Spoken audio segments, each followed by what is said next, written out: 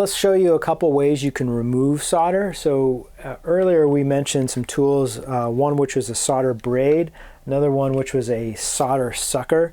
And so they're actually pretty helpful, especially again if you're new and you're still kind of getting your soldering chops together. So with these solder suckers, basically you're going to heat the element up, and then once the element is heated up, you're basically going to hit this button and it's going to suck all that excess solder out of that lug joint, and you'll be able to clean a fair amount of the solder up. So I'm going to heat it up. Once I get some kind of a little bit melting there. Yeah, there we go. So now what I was able to get clear enough of that solder out of that hole so it's opened up. So if I need to attach another wire, it'll be much easier. Now let me show you what that would be like if we did it with a solder braid. Braids can be a little bit trickier to work with, partly because it's hard to get enough pressure on the particular the right spot. So what you can do is you can clip off a little bit of this.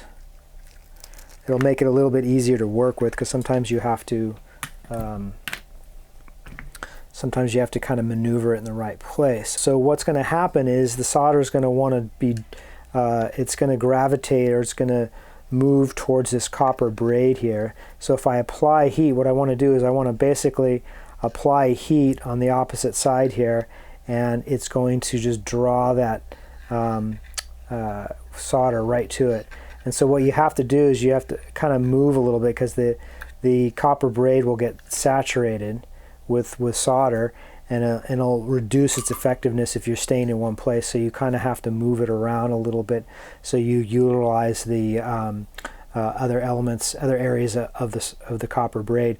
You have to be very careful, because this is a really good heat sink, and the heat is going to get really hot. So if you're applying a lot of pressure and you're holding it, it's going to heat up and burn your fingers. So if you're doing something that requires more heat or extended periods of heat, it's best to use like some needle nose pliers or even some tweezers to be able to do that. So as I remove some of the solder from the back of the pot, which may require a little bit more heat. Now with this braid, again, this braid can get really hot. So what I'm going to do is just use my needle nose pliers, and I'm going to apply it on the opposite side, just like I did on the terminal, using that angle of the chisel tip to be able to apply enough heat. May take a second. So I was able to remove a fair amount of it. This is not always the works best when you're removing something larger like that in the back of the pot, but hopefully that gives you an idea of what that looks like from a different angle. So what I'm going to do is I'm going to add a little bit more solder to this, and we're going to do the same thing. Notice how I feed it in there. So now I'm going to do a very similar thing, but now with the solder sucker. The nice thing is that with the solder sucker, all I have to do is heat up the solder, where with the braid I needed to heat the braid up so the solder would get drawn to that copper braid. So with this, I can actually, once it gets liquefied, I can now trigger this.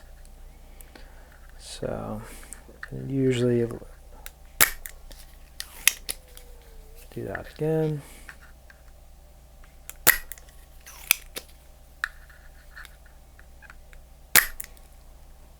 Great. So I was able to remove a little bit off of there. So when you pull this out, you can see that there's a little bit of solder that kind of comes out. If something gets stuck, you can open these up. You can actually unscrew these, and you can actually clean these out. So yeah, if something happens with that, it's easy to fix.